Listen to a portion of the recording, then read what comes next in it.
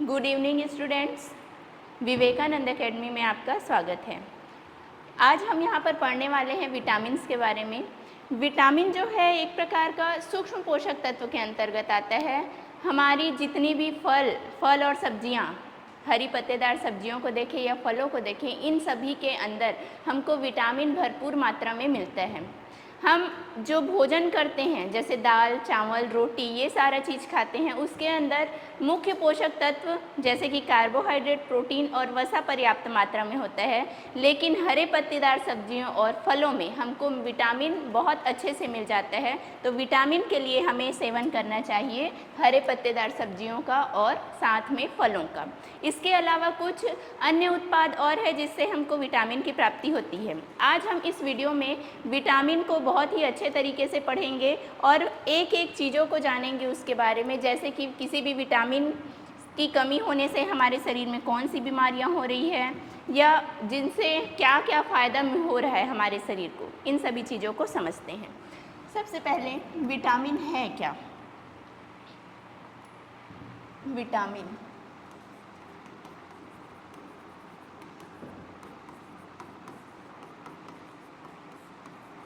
Vitamin एक प्रकार का सूक्ष्म पोषक तत्व है। पोषक तत्वों को हम दो कैटेगरी में बांट कर पढ़ते हैं। एक है जिनकी हमारे शरीर को ज़्यादा मात्रा में ज़रूरत होती है, उन्हें मुख्य पोषक तत्व कहा जाता है, और जिनकी हमको कम मात्रा में ज़रूरत होती है उसको सूक्ष्म पोषक तत्व कहा जाता है। तो ये है सूक्ष्म पोषक तत्व। और ये विटामिन हमको मदद करता है बीमारियों से लड़ने में। जो भी जितनी भी बीमारियां हैं, बीमारियों से बचाने का काम करता है हमारा विटामिन। तो हम इसको कह सकते हैं रक्षात्मक पोषक तत्व। रक्षात्मक पोषक तत्व हम इसे इम्यूनिटी बूस्टर भी कह सकते हैं। इम्यूनिटी बूस्टर, प्रतिरक्षा तंत्र को बढ़ाने वाला इम्यूनिटी बूस्टर। फिर विटामिन जो है क्या हमारे शरीर में बनते हैं या हमको उन्हें बाहर से लेना पड़ता है, ये सवाल आता है। तो जैसे हमारे शरीर में विटामिन बनते तो हैं लेकिन बहुत ही कम मात्रा में, लगभग 10%, सिर्फ 10% विटामिन हमारे शरीर में बनते हैं, बल्कि 90% विटामिन को हमको बाहर से लेना पड़ता है। मतलब 90% विटामिन हमें भोज्य पदार्थों से मिलेगा। भोज्य पदार्थ, और किसमें सबसे ज़्यादा मात्रा में मिलेगा? तो हैं सब्जियां और फल। सब्जियां तथा फल। मीन्स हम इसको ये भी बोल सकते हैं कि 90% विटामिन का निर्माण हमारे शरीर में नहीं होता। हमारे शरीर में नहीं होता।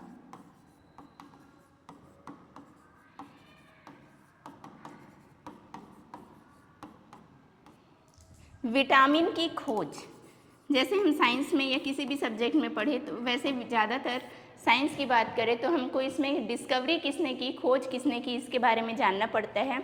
तो विटामिन की खोज करने वाले वैज्ञानिक का नाम था फंक। फंक नाम के वैज्ञानिक ने विटामिन की खोज की थी। इन्होंने 6 प्रकार के विटामिन के बारे में बताया।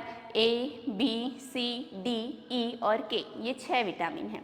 हम एक एक करके इन 6 विटामिन को पढ़ेंगे। हम देखते हैं कि जब हम खाना खाते हैं तो चावल ज़्यादा खाते हैं और सब्जी कम खाते हैं, लेकिन होना चाहिए उल्टा, हमें सब्जियां ज़्यादा मात्रा में खानी चाहिए जिससे हमारे शरीर में विटामिन की कमी ना हो। हमको कार्बोहाइड्रेट, प्रोटीन और वसा तो बहुत सारी चीज़ों से मिल जाता है, लेकिन जो विटामिन्स है वो सब्जियों और फलों से ही मिल रहा है, तो इनका सेवन ज़्यादा से ज़्यादा मात्रा में हमको करना चाहिए। वैसे मार्केट में आजकल हर विटामिन का एक कैप्सूल मिलता है, लेकिन हमको कैप्सूल लेने से बचना चाहिए, दवाइयों गोलियों से बचना चाहिए, क्योंकि ये जो दवाई है या गोलियां हैं ये हमारे लीवर पर इफ़ेक्ट करती है, हमारे लीवर को ख़राब करती है। इसलिए ज़्यादा से ज़्यादा हमें प्राकृतिक चीज़ों का सेवन करना चाहिए विटामिन की प्राप्ति के लिए।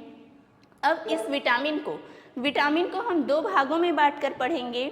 कुछ विटामिन ऐसे होते हैं जो वसा में घुलनशील होते हैं और कुछ विटामिन ऐसे होते हैं जो जल में घुलनशील होते हैं, पानी में घुलनशील होते हैं।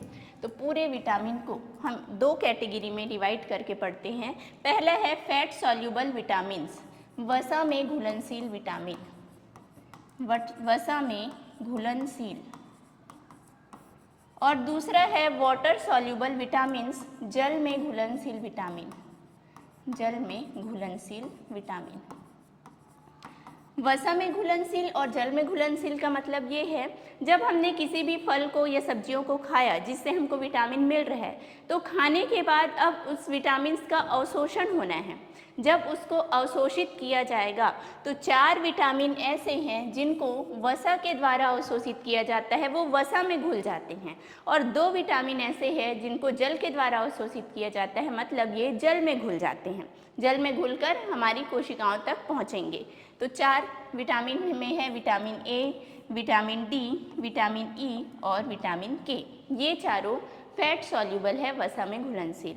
2 विटामिन जो जल में घुलते हैं वो है विटामिन सी और विटामिन बी। जितने भी विटामिन बी है, विटामिन बी के अंतर्गत हम पढ़ते हैं B1, B2, B3, B6, B7, B5 भी आएगा यहाँ पे, B5, B6, B7, B9 और B12। ये सारे विटामिन को एक साथ बी कॉम्प्लेक्स कहा जाता है, बी कॉम्प्लेक्स। तो जितने भी विटामिन बी है मीन्स विटामिन बी कॉम्प्लेक्स, ये जल में घुलनशील होते हैं। अब जो विटामिन जल में घुल रहे हैं, मतलब जल में वो मिक्स है, तो हमारे हम जानते हैं कि जो यूरिन होता है, यूरिन में एक तो पाया जाता है पानी, और पानी के साथ दूसरा होता है यूरिक एसिड, यूरिन में पानी की मात्रा ज़्यादा और उसमें कुछ मात्रा में यूरिक एसिड पाया जाता है अपशिष्ट पदार्थ के रूप में, जिसको शरीर से बाहर निकल जाता है। अब ये जो पानी है, पानी में 2 प्रकार के विटामिन घुले हुए हैं, एक है विटामिन बी और दूसरे हैं विटामिन सी। तो विटामिन सी हमारे शरीर में स्टोर नहीं होता है। ये जो विटामिन सी है ये शरीर में संग्रहित नहीं होता है, इसको स्टोर नहीं किया जाता है, संग्रहित नहीं होता। अगर हमने ज़रूरत से ज़्यादा विटामिन सी का सेवन कर लिया है ना, विटामिन सी ज़्यादा मात्रा में हमने ग्रहण कर लिया है, तो होता ये है कि जितनी आवश्यकता है उसका तो उपयोग कर लिया जाएगा, और कुछ मात्रा में जो विटामिन सी बच जाएंगे वो पानी के साथ घुलकर यूरिन के माध्यम से हमारे शरीर से बाहर निकल जाते हैं। और कुछ मात्रा में हमारे यूरिन में, देखो सी तो होगा ही, यूरिन में सी की मात्रा होगी ही, और कुछ मात्रा में, थोड़ी मात्रा में, कुछ मात्रा में विटामिन बी भी होता है, विटामिन बी। तो ये 2 ही विटामिन हैं जो आपको प्रेजेंट मिलेंगे यूरिन में, ठीक है।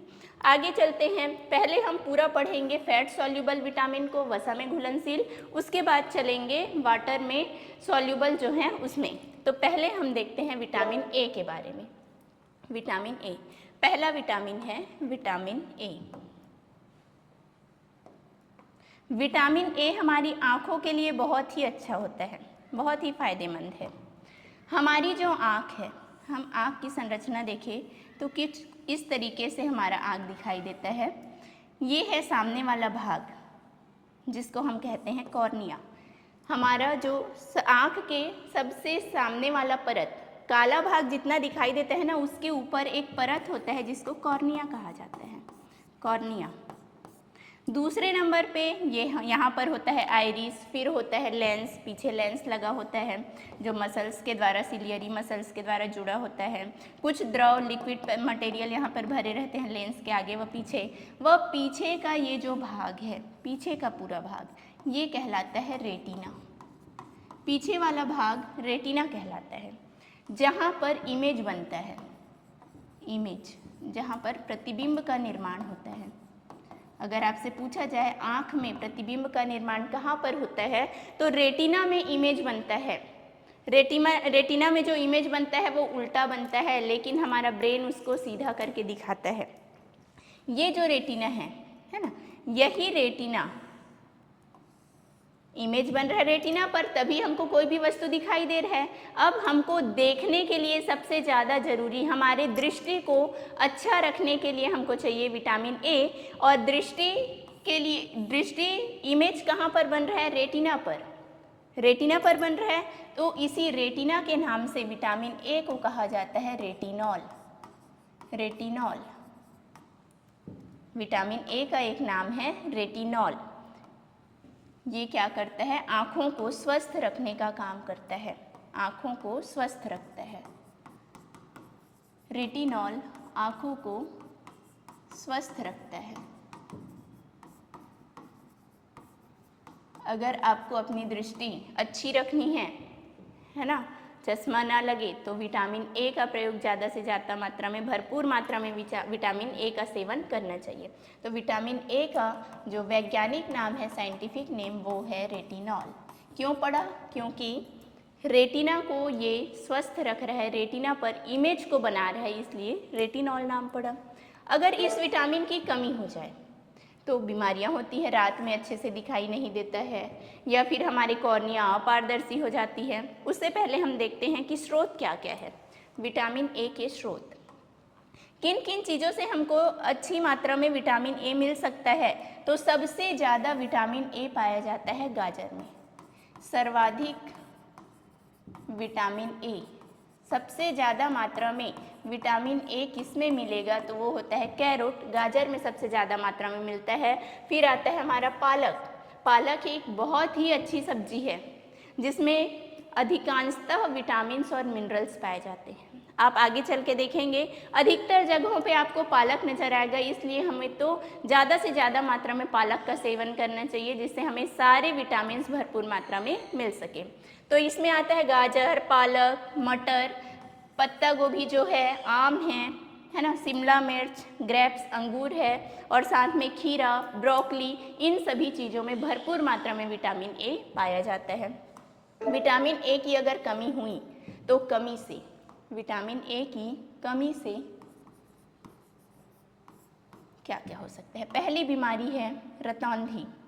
विटामिन ए की कमी से जो बीमारी होती है उसका नाम है रतौंधी, जिसको हम कहते हैं नाइट ब्लाइंडनेस। Night blindness.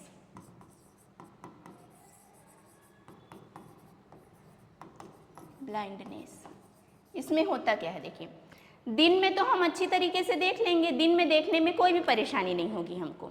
नाम ही है इसका नाइट ब्लाइंडनेस, मतलब कि आपको रात में देखने में परेशानी होगी।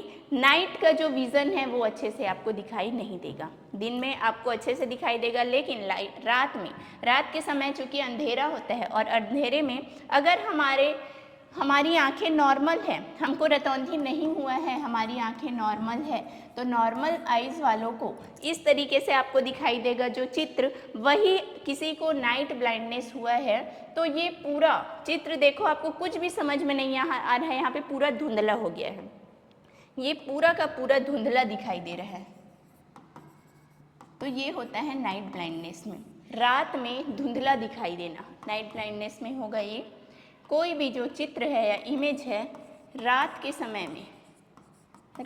समय में धुंधला दिखाई देना, धुंधला दिखाई देना। दूसरे नंबर पे हम बात करते हैं विटामिन ए की कमी से एक और बीमारी होती है जिसे कहा जाता है कीरेटोमलेशिया। कीरेटोमलेशिया, कीरेटोमलेशिया देखेंगे। कीरेटोमलेशिया क्या है? ये आपका है कीरेटोमलेशिया। कीरेटोमलेशिया,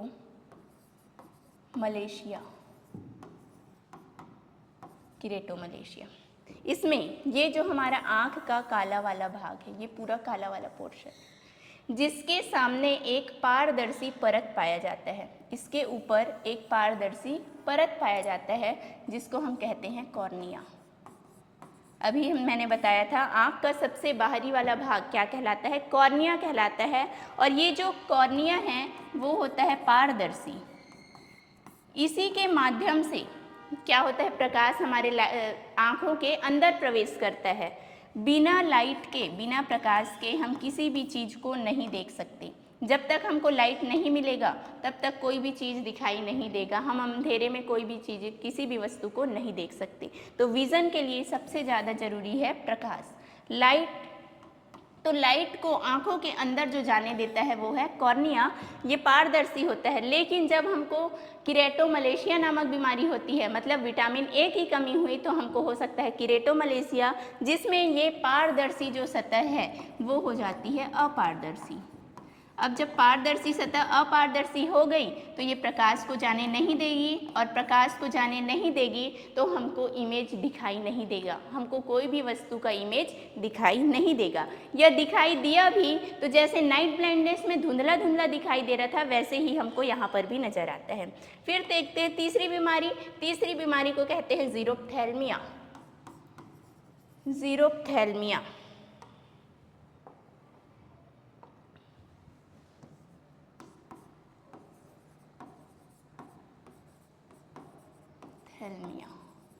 ज़ीरोफ्थैल्मिया, ये क्या होता है देखेंगे। ज़ीरोफ्थैल्मिया, ज़ीरोफ्थैल्मिया, इसमें ये आपको जो दो ग्रंथियां दिखाई दे रही हैं, ये इस तरीके से, एक ग्रंथि ये, दूसरी ग्रंथि ये है। ये हमारे आँख के किनारे पर और एक होता है ऊपर की ओर, इसको कहते हैं अश्रु ग्रंथि। अश्रु ग्रंथि, लैक्रिमल ग्लैंड कहा जाता है। लैक्रिमल ग्लैंड, लैक्रिमल ग्लैंड, अश्रु ग्रंथि। ये ग्रंथियाँ आँख में आंसू लाती है, आंसू आता है इन ग्रंथियों की वजह से, यहाँ से और इस तरफ से, दोनों ओर से आंसू स्रावित होते हैं। एक लिक्विड मटेरियल, एक लिक्विड पदार्थ स्रावित होता है जिसको हम कहते हैं आंसू, जो कहाँ से निकलता है, लैक्रिमल ग्रंथि से निकलता है, अश्रु ग्रंथि से। लेकिन जब विटामिन ए की कमी होती है तो ये बीमारी ज़ीरोफ्थैल्मिया, जिसमें आंसू बनना ही बंद हो जाता है, ये जो दोनों ग्रंथियाँ हैं वो अब आंसू को स्रावित नहीं करेगी, और जब आंसू स्रावित नहीं होगा तो हमारी आँखें एकदम ड्राई हो जाएगी, सूख जाएंगी, सूख जाएंगी। तो इसको, ज़ीरोफ्थैल्मिया को अश्रु शुष्क रोग भी कहा जाता है। अश्रु शुष्क रोग, जिसमें आंखें सूख जाती है, ड्राई हो जाती है। तो ये है विटामिन ए की कमी से होने वाली बीमारियां। अब आगे आता है विटामिन डी के बारे में हम देखते हैं, जो कि वसा में घुलनशील है। विटामिन डी वसा में घुलनशील विटामिन, वसा में घुलनशील। वसा में घुलनशील होने के साथ साथ विटामिन डी का नाम है कैल्सीफेरॉल। कैल्सीफेरॉल। विटामिन ए का नाम था रेटिनॉल, वैसे ही विटामिन डी को हम कहते हैं कैल्सीफेरॉल, जो कि हमको सूर्य से मिलता है, सूर्य के प्रकाश से। सूर्य के प्रकाश में भरपूर मात्रा में विटामिन डी पाया जाता है। सूर्य का प्रकाश हम सभी को बराबर मात्रा में मिल जाता है। ये ना ही देखता है कि कौन व्यक्ति अमीर है, कौन गरीब है, कौन बड़ा है, कौन छोटा है, ये सभी को बराबर मात्रा में मिल सकता है और सभी को फ्री में मिल जाता है। इसके लिए हमको कोई पैसा देने की ज़रूरत नहीं है। तो इसको, एक तो होता है सूर्य से मिल रहा है, इसलिए इसको नाम दिया जाता है सनशाइन विटामिन, सनशाइन विटामिन। और दूसरा, फ्री में सबको मिल रहा है, अमीर गरीब सभी को, तो गरीब लोग भी इसको ले सकते हैं, इसलिए कहा गया है गरीबों का विटामिन, गरीबों का विटामिन।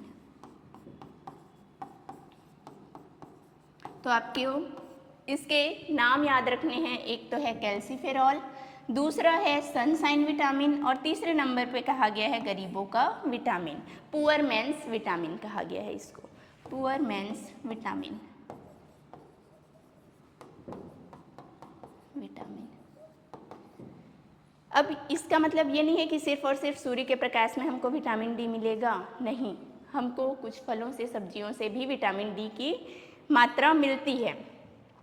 ये विटामिन डी आपको मिलेंगे 3 प्रकार के, D1, D2 और D3, D1, D2 और D3, ठीक है। विटामिन D1 जिसको बोला जाता है कैल्सीफेरॉल, कैल्सीफेरॉल, जिसको हमने विटामिन डी पढ़ा, विटामिन डी ही आपको D1 के रूप में मिलेगा, जिसको कहा गया है विटामिन D1 कैल्सीफेरॉल। कैल्सीफेरॉल के बाद जो D2 आता है, विटामिन D2, इसका नाम है विटामिन D2, D2 को हम कहते हैं Ergo calciferol, Ergo calciferol, Ergo calciferol, Ergo calciferol, Ergo calciferol, calciferol. और तीसरे नंबर पे जो विटामिन D3 है, D3 का नाम है, देखो छोले, स्पेलिंग जब लिखोगे तो आपको छोले जैसा लगता है, लेकिन ये छोले नहीं है, कोले कैल्सीफेरॉल कहा जाता है, कोले कैल्सीफेरॉल, कोले कैल्सीफेरॉल। तो 3 विटामिन है विटामिन डी के अंदर। पहला है D1 कैल्सीफेरॉल कहा गया, दूसरा है D2 जिसको एर्गो कैल्सीफेरॉल कहा गया, और तीसरे नंबर पे आता है विटामिन D3 जिसको कोले कैल्सीफेरॉल कहा गया। एर्गो कैल्सीफेरॉल आपको मिलेगा प्लांट्स में, एर्गो कैल्सीफेरॉल देखने को मिलता है प्लांट्स के अंदर, पौधों के अंदर, पौधों में मिलता है। फिर हम देखते हैं जो आपको तीसरे नंबर का D3 मिल रहा है कोले कैल्सीफेरॉल, ये एनिमल्स में मिलता है, एनिमल्स जंतुओं में पाया जाता है। ये मदद करता है कैल्शियम के अवशोषण में। विटामिन डी का काम होता है कार्य कैल्शियम का अवशोषण करना, कैल्शियम का अवशोषण। देखो अगर हमारे शरीर में कैल्शियम की कमी हो जाए तो डॉक्टर हमको कैल्शियम का टैबलेट देंगे, कैल्शियम की दवाई देंगे। हम चाहे कितना भी कैल्शियम का दवाई खा ले, कितना भी गोली खा ले, लेकिन हमारे शरीर में अगर विटामिन डी की कमी है तो कैल्शियम का अवशोषण कभी भी नहीं होगा। इसीलिए आजकल जो कैल्शियम की गोली आती है उसमें साथ में D3 भी होता है।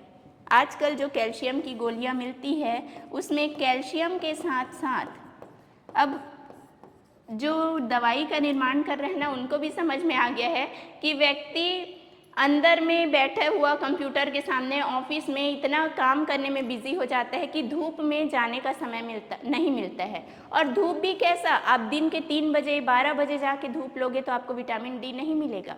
जिस समय सूर्य उदित होता है, सनशाइन जिस समय होता है ना, सनराइज जिस समय होता है, सूर्य का उदय जिस समय होता है, तो उसके 2 घंटे के अंदर आपको विटामिन डी मिलता है, उसके बाद आपको विटामिन डी नहीं मिलेगा। तो इन सबको देखते हुए, और पता है आजकल तो सभी लेट से उठने लगे हैं तो विटामिन डी सन के लाइट से नहीं मिल पाता, तो कैल्शियम की दवाई में D3 भी शामिल होता है जिससे कैल्शियम के अवशोषण में मदद मिलती है। हमारे शरीर की जितनी भी हड्डियाँ हैं, हड्डियाँ और दांत, इन दोनों के लिए हमको सबसे ज़्यादा किस मिनरल्स की ज़रूरत है, तो कैल्शियम की। हड्डियां और दांत, इनके निर्माण में सहायक होता है कैल्शियम। तो इन दोनों को मजबूत रखने के लिए हमको कैल्शियम चाहिए। और कैल्शियम कब मिलेगा हमको, जब हमारे शरीर में होगा विटामिन डी। तो हम इसको इस तरीके से भी समझ सकते हैं, अगर हमारे शरीर में विटामिन डी की कमी है मतलब कैल्शियम का भी कमी होगा, कैल्शियम का कमी है मतलब विटामिन डी का भी कमी होगा। दोनों एक दूसरे पर डिपेंडेंट है। ठीक, अगर इस विटामिन की कमी हो जाए, विटामिन डी की कमी हो जाए, तो डी की कमी होने से हड्डियां कमज़ोर हो जाती है। ठीक है, इसके स्रोत, विटामिन डी के जो स्रोत हैं, एक तो आपको मिलेगा सनलाइट से तो मिलेगा ही। दूसरा आपको अंडे से भी मिलता है विटामिन डी, जो रॉ मिल्क है, कच्चा दूध, इससे मिलेगा। मशरूम, ट्यूना फिश है ना, ये जो है जितनी भी यहाँ पे मछलियाँ दिखा रही है, सैलामन है ना, ट्यूना, सैलामन, ये जितनी मछलियाँ हैं उनमें आपको विटामिन डी मिलेगा। एक है cod liver oil, cod liver oil, जितना विटामिन डी का कैप्सूल आपको मिलेगा, कैप्सूल विटामिन डी वाला, उसमें फिश लिवर ऑयल होता है जिसको हम कहते हैं कॉड लिवर ऑयल।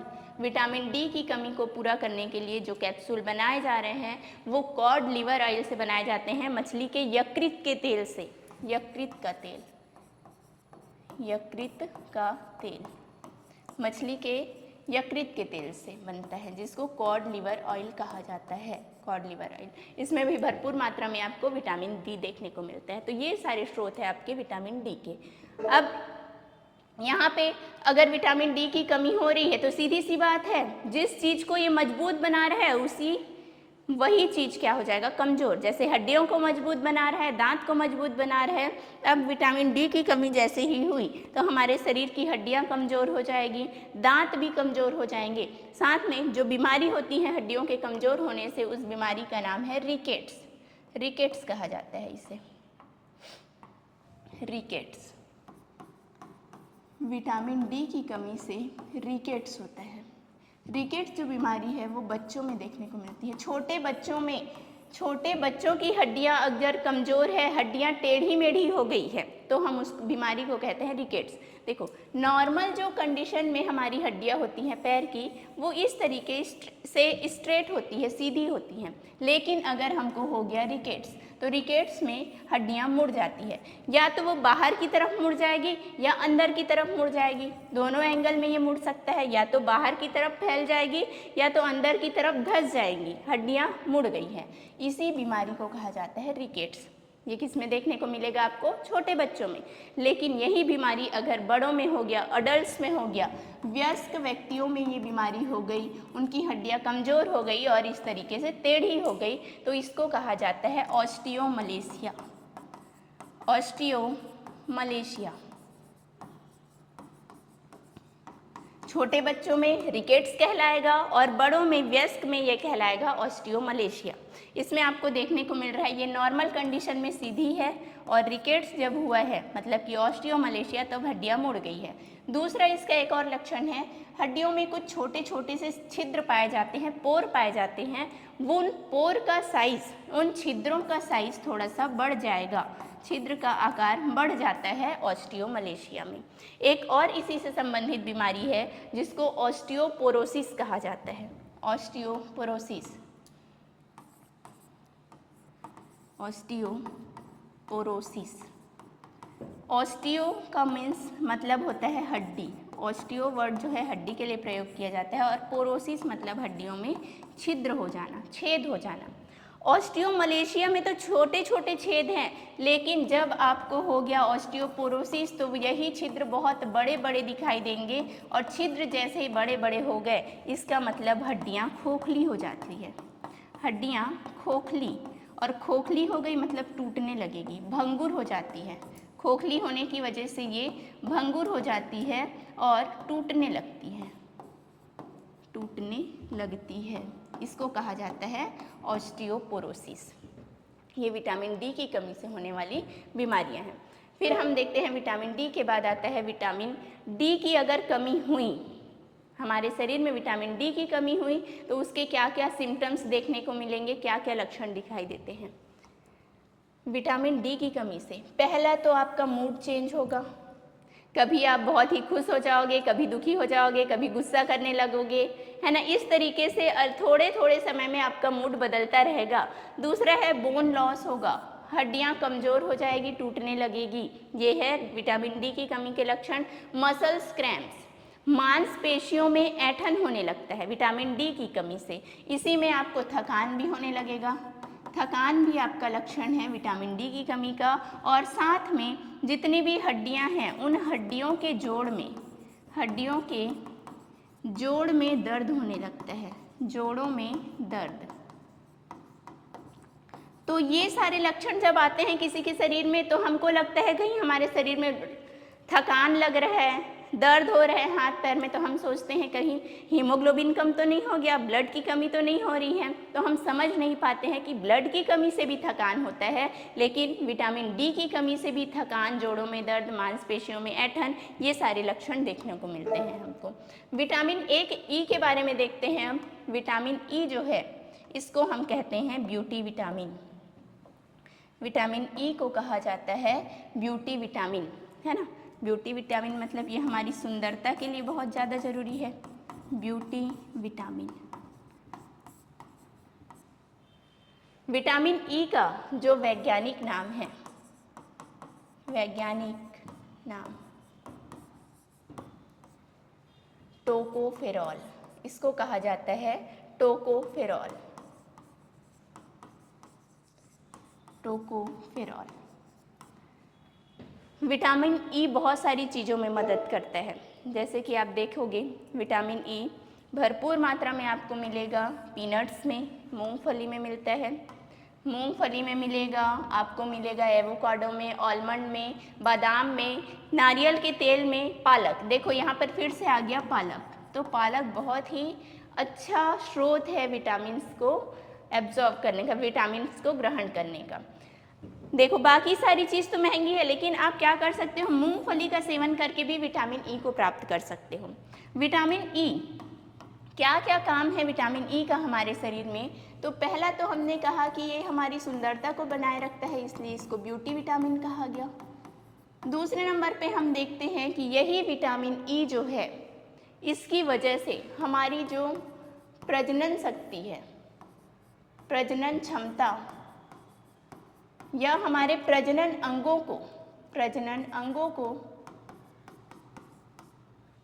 को नियंत्रित करने का काम करता है, नियंत्रित करता है। प्रजनन अंगों को ये नियंत्रित करने का काम कर रहा है।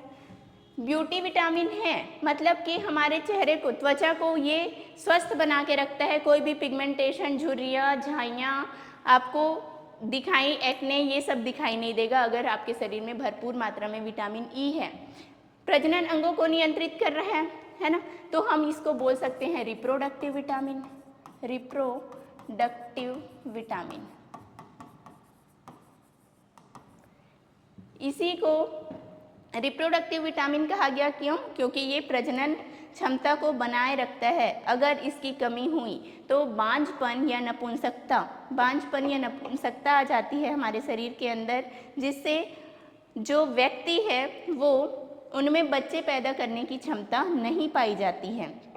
क्या कर रहा है? प्रजनन अंगों का संतुलन कर रहा है। ये जो है वो एंटीऑक्सीडेंट का काम करता है। विटामिन ई एंटीऑक्सीडेंट का भी काम करता है। एंटीऑक्सीडेंट, एंटीऑक्सीडेंट का मतलब होता है हमारे शरीर की विषैले पदार्थों को दूर करता है, विषैले पदार्थों को दूर करने का काम करता है। जब ये हमारे शरीर से विषैले पदार्थ को दूर कर देगा तो हमारा शरीर रहेगा स्वस्थ। जो त्वचा है, हमारा स्किन है, स्किन में छोटे छोटे से छिद्र पाए जाते हैं, हमारी त्वचा में छोटे छोटे छिद्र पाए जाते हैं। इन छिद्रों में हम इतना ज़्यादा ऐसे वातावरण में रहते हैं जो कि बहुत ही प्रदूषित हो चुका है। इसमें इतने धूल, मिट्टी, ये सारी चीज़ें, हम इधर उधर आ रहे हैं, जा रहे हैं, तो इन जो छोटे छोटे छिद्र हैं, उन छिद्र में धूल, मिट्टी, ये सारी चीज़ें, धूल हो गई, मिट्टी हो गई, जितने भी प्रदूषणकारी चीज़ें हैं वो सारी उसमें जाकर जम जाती है। और अगर हमने अच्छे से सफाई नहीं किया तो ये वहीं पर रह जाती है और त्वचा में अंदर अवशोषित हो जाती है। त्वचा के अंदर अवशोषित होने के बाद होगा क्या? ये जो अवशोषित हो गई है वो वहाँ पर वेस्ट मटेरियल के रूप में रहेगा और हमारी त्वचा को खराब करने का काम करता है। तो हमारा शरीर खुद अपनी सफाई करना जानता है। ये क्या करेगा? उन सारे अपशिष्ट पदार्थों को, जो विषैले पदार्थ बन सकते हैं, उनको उन त्वचा से बाहर निकालने का काम करेगा। बाहर निकालेगा कैसे? तो इसी के कारण हमारे शरीर में छोटे छोटे दाने हो जाएंगे, जिसको हम कहते हैं पिंपल्स। पिंपल्स जब थोड़े बड़े होते हैं फिर वो फूट कर फिर उसमें से कुछ येलो कलर का पदार्थ निकलता है, जो है हमारे शरीर के लिए घातक, जिसको शरीर से बाहर निकाला जाता है। तो इसी वजह से ही पिंपल्स, एक्ने, ये सारी चीज़ें होती है। तो विटामिन ई अगर भरपूर मात्रा में है तो वो विषैले पदार्थों को दूर करेगा, तो त्वचा एकदम स्वस्थ रहेगी, एकदम नीट एंड क्लीन दिखाई देगा, है ना। तो प्रजनन क्षमता इसके कारण बढ़ती है, या बोल सकते हो प्रजनन अंगों का नियंत्रण कर रहा है, इसलिए रिप्रोडक्टिव विटामिन कहा गया। त्वचा को बहुत अच्छी तरीके से देखभाल करता है, इसलिए इसको ब्यूटी विटामिन कहा गया। और एंटीऑक्सीडेंट भी इसे कहा गया, क्योंकि ये विषाक्त पदार्थों को हमारे शरीर से दूर करता है। तो विटामिन ई, जिनको भी बहुत सुंदर दिखना है वो विटामिन ई का प्रयोग ज़्यादा से ज़्यादा किया कीजिए। विटामिन ई हमारे त्वचा के साथ साथ हमारे बालों के लिए भी बहुत ही ज़्यादा ज़रूरी होता है, बालों को भी स्वस्थ रखने का काम करता है। विटामिन के, जिसको कहा जाता है फाइलोक्वेनिन, विटामिन के ये भी वसा में घुलनशील विटामिन है, वसा में घुलनशील, इसका नाम है फाइलोक्वेनिन, फाइलोक्वेनिन, फाइलोक्वेनिन। ये विटामिन, इस विटामिन का काम है रक्त का थक्का जमाने में सहायक, रक्त का थक्का जमाने में सहायक होता है, ब्लड क्लॉटिंग में हेल्प करता है, रक्त का थक्का जमाने में सहायक।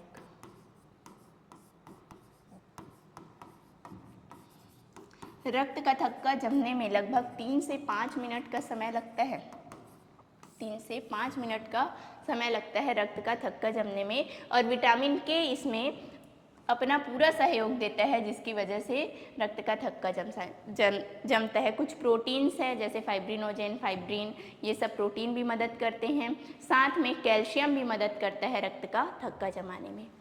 विटामिन के, जिसको कहा गया फाइलोक्वेनिन, रक्त का थक्का जमाने में हेल्प कर रहा है, मतलब कि सिंपल सी बात है, अगर इसकी कमी हुई तो रक्त का थक्का ठीक से नहीं जमेगा, रक्त का थक्का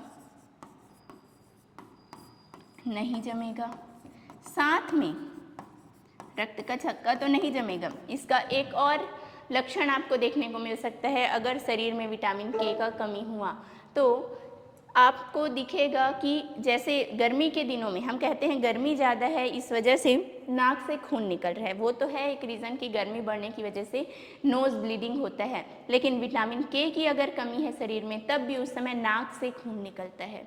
दूसरा लक्षण आपको देखने को मिलेगा यहाँ पर कि शरीर में जैसे कहीं पे चोट लगा, हमको चोट लगने के बाद होता क्या है, खून जम जाता है, शरीर के अंदर ही खून जम जाता है, खून बाहर नहीं निकला है, वो शरीर में ही त्वचा में खून जम जाता है। ऐसे ही लक्षण आपको देखने को मिलेंगे विटामिन के की कमी से। पहला, रक्त का थक्का नहीं जमेगा अगर कहीं पे कट लग गया तो। दूसरा, शरीर में या त्वचा में ही ऐसे धब्बे धब्बे दिखाई देंगे जैसे कि खून जम गया हो। तीसरा, नोज़ ब्लीडिंग, नाक से खून निकलना, नोज़ ब्लीडिंग भी हमको इसी के अंदर देखने को मिलेगा, नाक से खून निकलना, नाक से खून बहना, ये इसी के लक्षण हैं।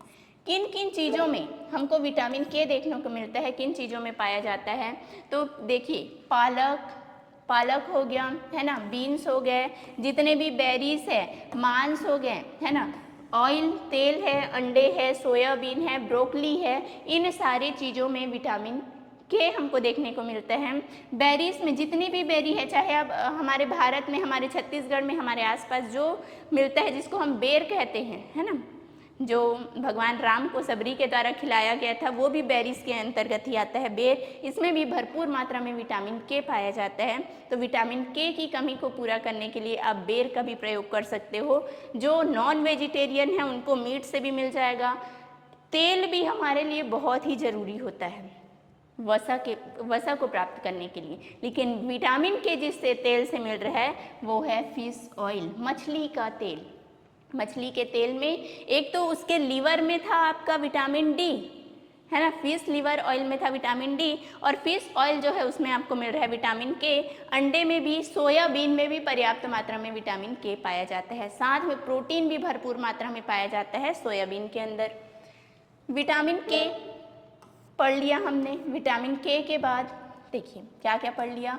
ए पढ़ा, वसा में घुलनशील विटामिन कौन कौन से हैं, तो उसके अंतर्गत हमने पढ़ा विटामिन ए, फिर पढ़ा विटामिन डी, फिर ए, ई और के, ये चारों थे वसा में घुलनशील, वसा में घुलनशील। अब हम पढ़ते हैं जो जल में घुलनशील है। ये तीनों तो हो गए, चारों हो गए, है ना। इसको याद रखने का ट्रिक है, आप कीड़ा करके याद रख सकते हैं, उल्टा KEDA, अगर इसको पढ़ोगे तो वैसे केड़ा होता है लेकिन आप कीड़ा से याद रख लो, कीड़ा KEDA। तो ये चारों जो है वो वसा में घुलनशील विटामिन हैं। अब पढ़ते हैं जल में घुलनशील, जो वाटर सॉल्युबल है, जल में घुलने वाले, जिसमें कि आपका आएगा विटामिन सी और बी कॉम्प्लेक्स। बी का जितना भी है, B1, B2, B3, B5, B6, 7, B9 और B12, ये सारे के सारे हैं B complex. Vitamin C, vitamin C की बात करें हम तो ये भी एक एंटीऑक्सीडेंट का काम करता है। विटामिन सी यह भी एंटीऑक्सीडेंट का कार्य करता है, मतलब विषैले पदार्थों को दूर करता है। और विटामिन सी का नाम है एस्कॉर्बिक एसिड, एस्कॉर्बिक एसिड है ना। विटामिन सी को क्या कहा जाता है? Ascorbic acid. ये हमारे लिए एंटीऑक्सीडेंट का काम करता है। एंटीऑक्सीडेंट मतलब विषैले पदार्थों को भी ये दूर करेगा। दूर कर रहा है मतलब त्वचा के लिए बहुत ही फायदेमंद है, त्वचा के लिए लाभदायक, हमारी त्वचा के लिए लाभदायक है। कहाँ कहाँ से हमको विटामिन सी मिल सकता है? तो जितने भी आपके सिट्रस फ्रूट है, सिट्रस फ्रूट मतलब जो ऐसे फल जो स्वाद में खट्टे होते हैं, स्वाद में खट्टे, उन्हें कहा जाता है सिट्रस फ्रूट। सिट्रस फल जो स्वाद में खट्टे होंगे, स्वाद में खट्टे, जितने फल ऐसे हैं जो स्वाद में खट्टे, जैसे कि हो गया आपका आंवला, संतरा, मौसम्बी, नींबू, ये सारे कैसे होते हैं? स्वाद में खट्टे। सभी में पाया जाता है विटामिन सी। सबसे ज़्यादा विटामिन सी मिलता है आंवले के अंदर। बोला जाता है कि कम से कम दिन में एक आंवला तो हमको लेना ही चाहिए, जिससे हमारे शरीर में विटामिन सी की कमी पूरी हो जाती है। कम से कम दिन में एक आंवला, ठीक है, जो विटामिन सी की कमी को पूरी करता है। इसके साथ साथ जो आपका विटामिन सी त्वचा के लिए अच्छा है बोल रहे हैं, तो त्वचा को क्या कर रहेगा? ग्लोइंग करेगा, एंटी एजिंग है। ये विटामिन सी को हम कहते हैं एंटी एजिंग। एंटी एजिंग का मतलब क्या है? आपकी स्किन को ये ग्लो करके रख रहा है, मतलब आप 40 साल के हो तब भी आप नजर आओगे 25 साल के, एकदम सुंदर बना के रखेगा आपकी स्किन को। तो ये है आपका एंटी एजिंग।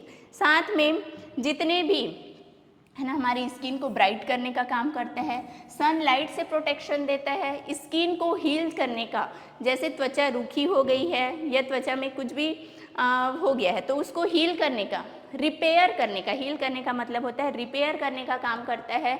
बहुत ही लाइटनेस, डार्क स्पॉट जो डार्क स्पॉट है उनको दूर करेगा, है ना। मतलब त्वचा के लिए सबसे ज़्यादा अच्छा जो है वो माना गया है विटामिन सी। और एक था विटामिन ई और साथ में विटामिन सी। विटामिन ई को तो नाम ही दे दिया गया विटामिन किस विटामिन का? ब्यूटी विटामिन का। लेकिन विटामिन सी भी हमारी त्वचा के लिए बहुत ही फायदेमंद होता है। जितने भी सिट्रस फ्रूट हैं उन सभी में पाया जाता है विटामिन सी। अगर विटामिन सी की कमी हुई, विटामिन सी की कमी होने से एक बीमारी होती है जिसको कहा जाता है स्कर्वी। बीमारी का नाम है स्कर्वी। इस बीमारी में आपको देखने को मिलेगा, ये हमारी मसूड़ों से संबंधित बीमारी है। ये जो हमारे गम्स है ना, मसूड़े से संबंधित बीमारी। मसूड़ों में सूजन दिखाई देगा, साथ में खून बहेगा, रक्तस्राव होगा। मसूड़ों से रक्तस्राव होगा। पहला क्या है आपका? मसूड़े में सूजन, स्वेलिंग हो जाएगा, और दूसरा मसूड़ों से खून निकलना। ये आपके लक्षण हैं स्कर्वी के, जो होता है विटामिन सी की कमी से। दूसरा आपको देखने को मिलेगा, आपकी त्वचा में लाल लाल चकत्ते हो जाएंगे, लाल लाल धब्बे या लाल चकत्ते हो जाएंगे, लाल धब्बे। विटामिन सी की कमी से होने वाली बीमारी को कहा गया स्कर्वी। और स्कर्वी का लक्षण क्या क्या देखने को मिलेगा? गम्स ब्लीडिंग, गम्स स्वेलिंग, है ना, मसूड़ों में सूजन, मसूड़ों से खून निकलना, और दूसरा शरीर में त्वचा में लाल लाल धब्बे पड़ जाना। ये विटामिन सी की कमी के लक्षण हैं। विटामिन सी के बाद अब आते हैं हम विटामिन बी, जिसको बी कहा गया है B complex, vitamin B complex, B complex. इसके अंतर्गत B1, B2, B3, B5, B6, B7, B9 और B12 को पढ़ेंगे। ये सारा पढ़ना है हमको इसके अंतर्गत। विटामिन बी को कहा जाता है थायमीन। विटामिन बी को का वैज्ञानिक नाम है थायमीन। जो बी है उसे ही B1 कहा जाता है, B1 को भी हम कहेंगे थायमीन। सभी के अलग अलग नाम है, वैज्ञानिक नाम। जो बी है उसी को B1 कहा जाता है और उसका साइंटिफिक नाम है थायमीन। हम एक एक करके सभी बी कॉम्प्लेक्स में को पढ़ते हैं, इस फर्स्ट से लेकर लास्ट तक जितने भी हैं सभी को। पहले नंबर पे हमने देखा विटामिन B1, जिसको कहा गया thiamine. Thiamine, vitamin B1 thiamine. Thiamine हमको किन किन चीज़ों से मिलेगा? आप यहाँ पे देख रहे हैं पहले नंबर पे संतरा है, संतरे में विटामिन B1 मिलेगा, दूध में मिलेगा, साथ में जो पास्ता है, मटर है और आपके मीट्स है, मांस है, मछली है, पनीर है और आपका अलसी, इन सारे चीज़ों में है ना, जो भी आपको यहाँ पे दिखाई दे रहा है स्क्रीन पे कि आपका दूध, अंडे है ना, अंडे में भी पाया जाता है आपका B1। दूध, अंडे, मछली, मांस, अलसी, पिस्ता और पनीर, मटर, इन सभी चीज़ों में पाया जाता है B1। B1 की अगर हमारे शरीर में कमी हो गई तो बीमारी होती है बेरी बेरी। B1 की कमी से बेरी बेरी नामक बीमारी होता है, बेरी बेरी। ये जो बेरी बेरी बीमारी है वो दो प्रकार का होता है। एक होता है वेट बेरी बेरी और दूसरा होता है ड्राई बेरी बेरी। वेट मतलब गीला होता है और ड्राई मतलब होता है सूखा, है ना। एक जो बेरी बेरी होगा वो कौन सा होगा? वेट वाला, नम भी बोल सकते हो आप, गीला या नम, नम बेरी बेरी। और दूसरा है ड्राई बेरी बेरी। ये दोनों अलग अलग हमारे शरीर के अंगों को प्रभावित करता है। वेट बेरी बेरी ये हमारे हार्ट को प्रभावित करता है, हृदय को। वेट बेरी बेरी हमारे हृदय को प्रभावित करता है, हार्ट को। हार्ट से संबंधित समस्याएं उत्पन्न हो जाती है अगर हमको हुआ है वेट बेरी बेरी, और वहीं पे अगर ड्राई बेरी बेरी हो गया है तो ये हमारे मस्तिष्क को प्रभावित करता है, ब्रेन को। तो दोनों को हमको याद रखना है। एक जो है वो हमारे दिल को प्रभावित कर रहा है और दूसरा हमारे दिमाग को प्रभावित कर रहा है। दिल और दिमाग दोनों को प्रभावित करता है ये बेरी बेरी रोग। कौन सा? वेट बेरी बेरी दिल को प्रभावित करेगा, मतलब हार्ट को प्रभावित करेगा, और ड्राई बेरी बेरी जो है वो हमारे दिमाग, मस्तिष्क को प्रभावित करने का काम करता है। फिर विटामिन B2 देखते हैं।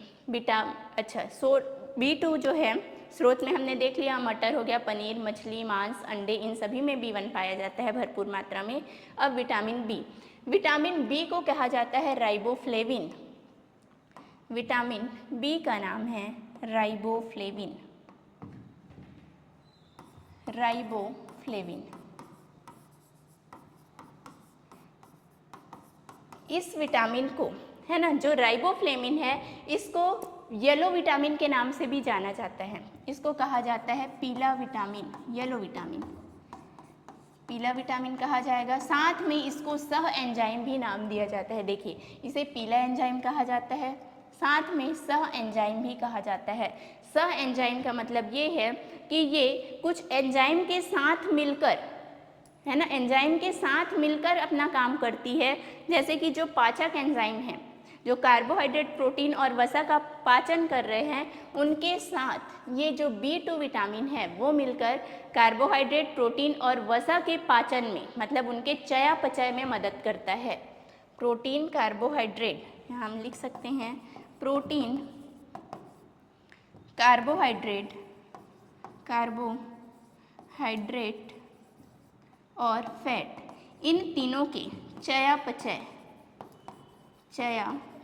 में मदद करता है। मदद करता है, इसीलिए बोला गया है इसको सह एंजाइम को एंजाइम कहा गया है, को एंजाइम कहा गया है। ठीक है, येलो एंजाइम भी कहा जाता है। ये सबसे ज़्यादा मात्रा में आपको कहाँ मिलेगा? दूध और अंडे में, दूध में और अंडे में सर्वाधिक मात्रा में B2 पाया जाता है। उसके साथ साथ आपका पालक में, जो आपका चीज़ हो गया, मशरूम है, इन सब चीज़ों में, ब्रेड में भी। कौन सा ब्रेड? तो जो गेहूं से बना वाला है ना, गेहूं से बना हुआ ब्रेड है, उसमें भरपूर मात्रा में आपका विटामिन B2 पाया जाता है।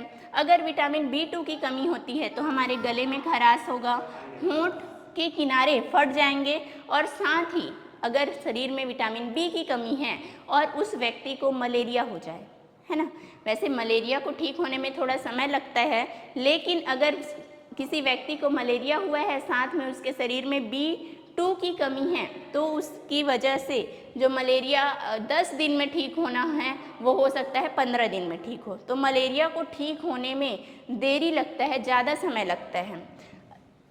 मैं इसका दिखा देती हूँ कैसे ये प्रभावित करता है। ये है, देखिए, अगर B2 की कमी हो जाए तो हमारा जो होंठ है, ये होंठ फट जाएगा, किनारों पर कुछ ज़्यादा ही फट जाता है, और इतना फट जाता है कि यहाँ से खून भी आने लगेंगे। किनारे पर फट जाते हैं ज़्यादा, सभी तरफ फटे रहेंगे, लेकिन किनारे पर कुछ ज़्यादा ही फट जाएगा और वहाँ से खून निकलने लग जाता है, जिसको चिलोसिस कहा जाता है, चिलोसिस कहा गया है। ठीक है, दूसरा, आपको जीभ के ऊपर सफ़ेद रंग की परत दिखाई देगी, जीभ के ऊपर सफ़ेद सफ़ेद परत दिखाई देने लगते हैं, या कुछ फटे फटे से दिखाई देने लगेंगे जीभ के ऊपर। देखो, साथ में किनारे फटे हुए हैं, तो ये सारे लक्षण हैं आपके B2 की कमी के। फिर आते हैं B3 जो है, इसको कहा जाता है नियासिन। B3 का नाम है नियासिन।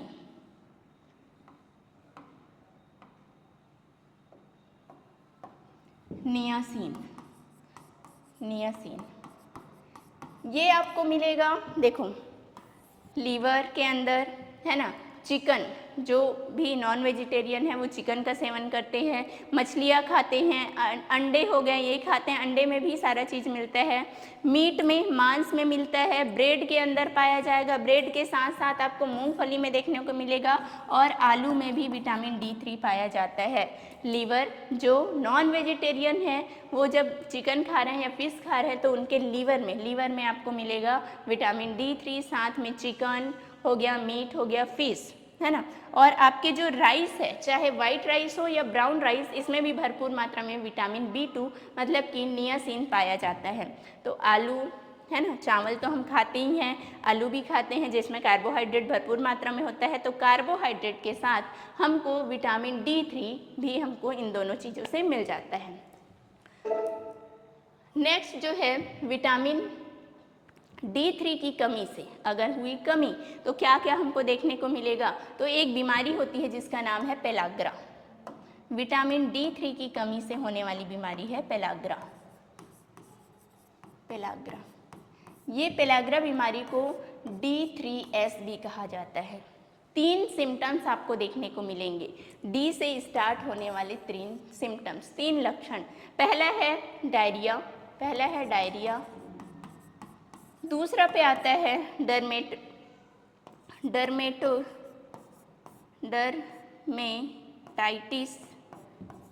डर्मेटाइटिस, और तीसरा है डायमेंशिया।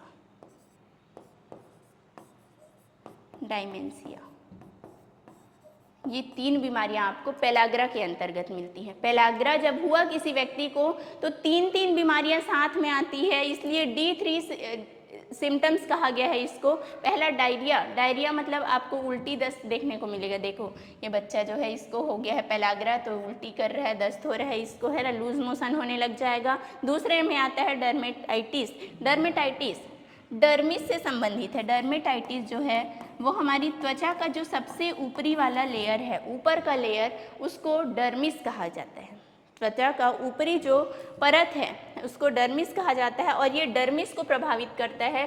त्वचा के ऊपर पूरे चकत्ते हो जाएंगे, लाल लाल चकत्ते दिखाई देंगे, ये होता है डर्मेटाइटिस। तीसरे नंबर पे आता है डायमेंशिया में होता ये है कि आप चीज़ों को भूलने लगते हैं, भूलने की बीमारी हो जाएगी।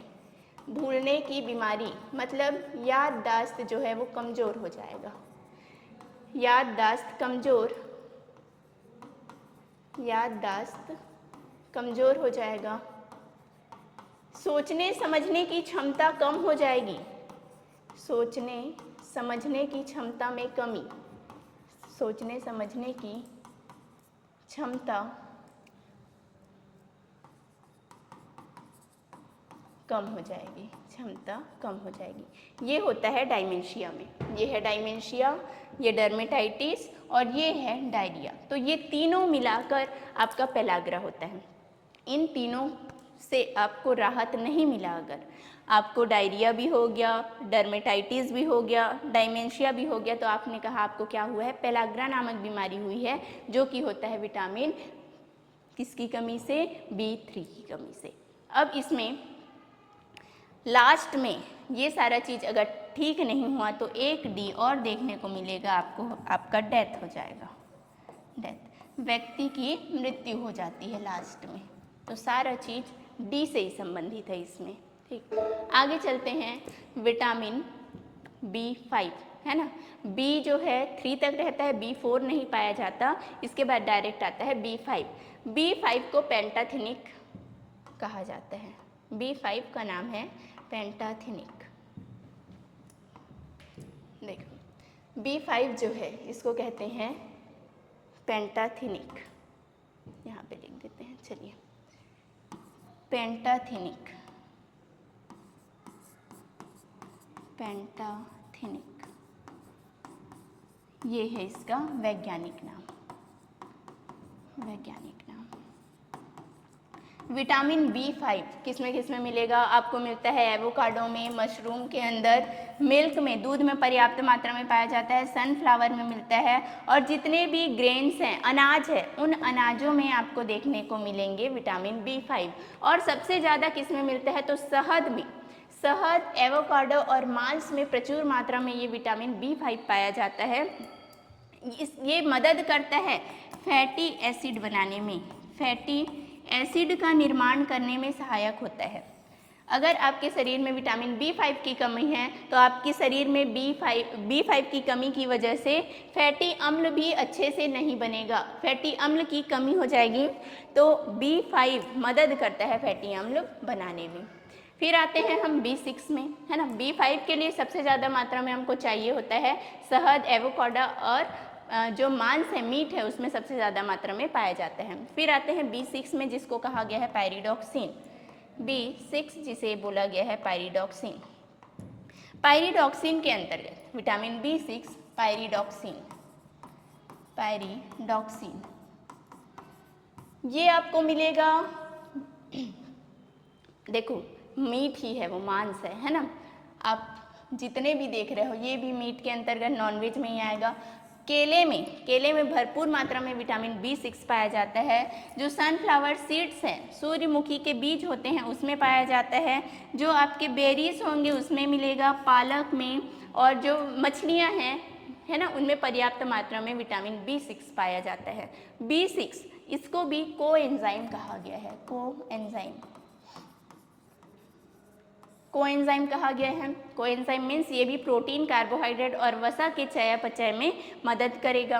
प्रोटीन, वसा और शर्करा के चयापचय में मदद करता है। अगर इसकी कमी हो जाती है, B6 की कमी, तो हमारे शरीर में स्किन से रिलेटेड बीमारियां होंगी, त्वचा संबंधी विकार उत्पन्न होंगे, साथ में मानसिक विकार भी उत्पन्न होंगे। मानसिक विकार जैसे हम देखते हैं कि कुछ जो व्यक्ति होते हैं उनका शारीरिक विकास तो अच्छा रहता है, लेकिन मानसिक विकास ठीक नहीं रहता। मानसिक विकास ठीक न रहने का एक कारण हो सकता है उसमें B6 की कमी होना। तो मानसिक विकार और त्वचा से संबंधित बीमारियां इसके अंतर्गत देखने को मिलेगी। फिर आते हैं हम B7, जिसको बायोटीन कहा गया है, विटामिन B7 बायोटीन, इसका नाम है बायोटीन। बायोटीन जो है आपको देखने में मिलेगा अंडे के अंदर, फूल गोभी, है ना, जितने भी लेग्यूमिनेसी है, मतलब जितनी भी दालें हैं, चाहे अरहर की दाल, मूंग की दाल, रहर की दाल, है ना, जो भी है, चने की दाल, सब में आपको विटामिन B7 मिलेगा।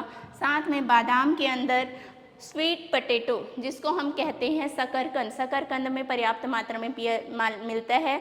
जितने आपके मीट्स हैं, है ना, नॉन वेजिटेरियंस हैं, उनके लीवर में सैलामोन मतलब झींगा जो होता है उसमें, एवोकाडो में, मशरूम के अंदर भरपूर मात्रा में B7 पाया जाता है। B7 के बाद अगर इसकी कमी हो जाए, B7 की कमी हो जाए तो क्या होगा, तो B7 की कमी से आंत से संबंधित बीमारियां हो जाती हैं। हमको हो जाएगी आंत से संबंधित बीमारियां और साथ में आँखों में खुजली होने लगेगा, आँखें लाल होने लगती हैं, आँख में खुजली और आँखें जो हैं वो लाल होने लगती हैं, आँखें लाल हो जाएगी। ये जो विटामिन B7 है वो हमारे बाल के लिए, बाल और साथ में नाखून, बाल और नाखून के ग्रोथ में हेल्प करता है, इनकी वृद्धि में मदद करता है।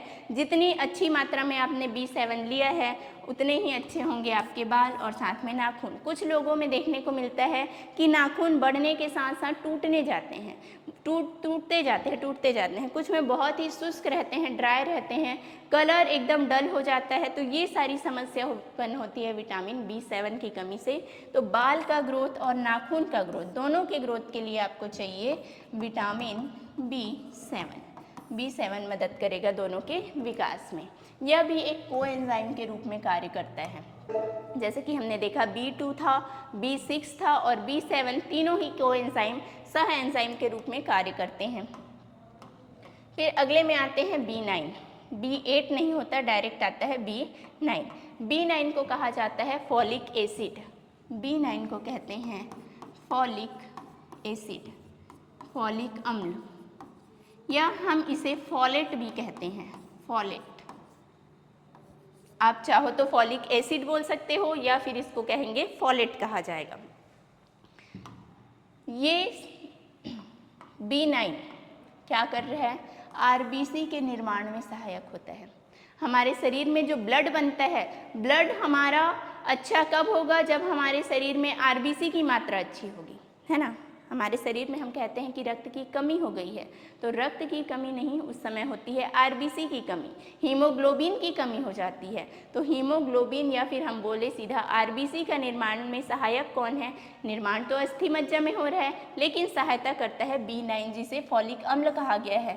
अगर इस फॉलिक अम्ल की कमी हुई तो RBC अच्छे से नहीं बनेगा। RBC कम मतलब कि हमारे शरीर में ब्लड की कमी हो जाती है और ब्लड की कमी को हम कहते हैं एनीमिया। तो एनीमिया का एक कारण है विटामिन B9 की कमी।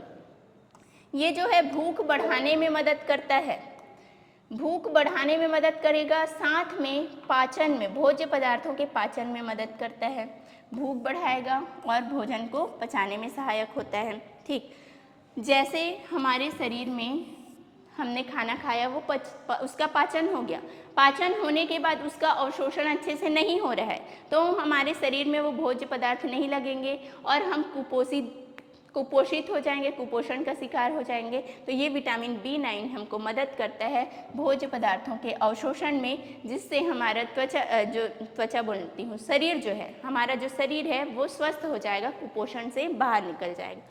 इसकी कमी से, है ना, कमी हुआ तो हीमोग्लोबिन का कमी होगा, हीमोग्लोबिन का कमी मीन्स हम कह सकते हैं हमको एनीमिया, खून की कमी हो जाएगी। साथ में हमारे मुंह में छाले होने का कारण भी होता है विटामिन B9 की कमी। B9 के बाद आता है B12 जिसको हम कहते हैं साइनोकोबालामीन, साइनोकोबालामीन, विटामिन B12 साइनोकोबालामीन, कोबालामीन, नाम से ही हमको समझ में आ रहा है कोबालामीन मीन्स इसमें विटामिन B12 के अंदर कोबाल्ट पाया जाता है। कोबाल्ट कौन सा तत्व, विटामिन B12 में कौन सा तत्व पाया जाता है, तो वो होता है कोबाल्ट। या आपको उल्टा भी क्वेश्चन कर सकता है कि कोबाल्ट कौन से विटामिन में पाया जाता है, तो B12 में कोबाल्ट पाया जाता है। फिर अगर इसमें सहायक, इसमें किस में सहायक है, ये हमारे शरीर में क्या काम है इसका, विटामिन B12 का, तो ये DNA का निर्माण करने में सहायक होता है। जो हमारा आनुवांशिक पदार्थ है DNA, है ना, जो कि कोशिका के अंदर पाया जाता है, उस DNA के निर्माण में ये सहायक होता है और DNA के निर्माण के साथ साथ RBC के निर्माण में भी सहायक है। तो अगर B12 का कमी होगा तो यहाँ पर भी जैसे B9 में एनीमिया हो रहा था, वैसे ही यहाँ पर भी हीमोग्लोबिन का कमी हो जाएगा, मीन्स एनीमिया, ब्लड की कमी हो जाएगी, रक्त की कमी हमको देखने को मिलती है। लेकिन B12 की वजह से जो एनीमिया होता है उसको मेगालोब्लास्टिक एनीमिया कहा जाता है, मेगालोब्लास्टिक एनीमिया कहा जाएगा। B12 के स्रोत, B12 के अधिकांशतः स्रोत आपके होंगे जंतु, जो एनिमल्स है, जैसे कि मछली हो गया, अंडा हो गया, मतलब नॉन वेजिटेरियन ही आपको देखने को मिलेंगे यहाँ पर, मांस जो हो गए। इसके अलावा मशरूम इसका एक स्रोत है, दूसरा है दूध। दूध और मशरूम के अलावा जितना भी दिख रहा है आपको वो सारे आपके नॉन वेज हैं। आपको वेज में मिलेंगे, एक तो है मशरूम और दूसरा है आपका मिल्क, और दूध से बनने वाले जितने भी प्रोडक्ट हैं उनके अंदर B12 पाया जाता है। तो आज हमने अपने इस क्लास में विटामिन से जुड़ी सारी बातों को समझा, जाना कि विटामिन क्या कौन कौन से होते हैं, कौन से वसा में घुलते हैं, कौन से जल में घुलनशील होते हैं, किसकी कमी से कौन सी बीमारी होती है। इस तरीके से आज का हमारा ये सेशन यहीं पे समाप्त होता है। बहुत बहुत धन्यवाद।